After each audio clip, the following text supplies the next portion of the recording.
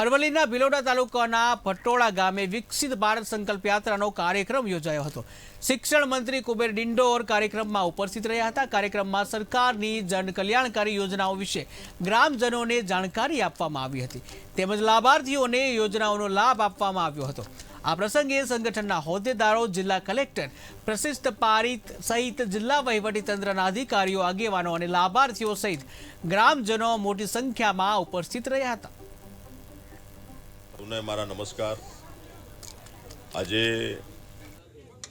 આમ તો પૂરા દેશમાં સન્માન્ય દેશના પ્રધાનમંત્રી નરેન્દ્ર મોદી સાહેબની દીર્ઘદ્રષ્ટિ કે ગરીબોને એના ઘર આંગણે જઈને લાભ આપવાની વાત, સૌનો સાથ, સૌનો વિકાસ, સૌનો પ્રયાસ અને સૌનો વિશ્વાસ એ સૂત્ર આપીને સરકાર પ્રજાના આંગણે આજે સરકારના પ્રતિનિધિઓ, અમારા વહીવટી પાંખ, અમારા કલેક્ટરશ્રી, ડીડીઓશ્રી, પૂરી ટીમ અને અમારા પદાધિકારીઓ આજે અરવલ્લી જિલ્લાનું ભિલોડા તાલુકાનું આપણું ભટીલા ગામ આજે મોદી સાહેબની ગેરંટીવાળો રથ આજે ગામમાં પધાર્યો છે।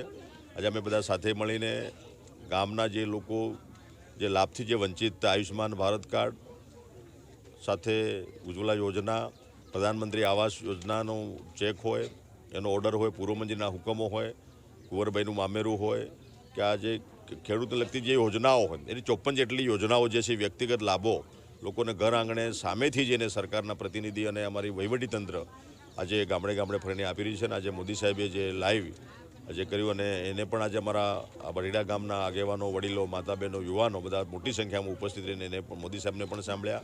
અને હું પણ બધાને ઢેર સારી શુભકામના પાઠવું છું કે મોદી સાહેબની ગેરંટીવાળો જે રથ છે એ ગામે ગામ ફરી રહ્યો છે। આપણે જે કંઈ લાભો બાકી છે અને આયુષ્યમાન ભારત કાર્ડ જે છે એ બધા જ ગરીબ લોકો માટે વરદાનરૂપ છે।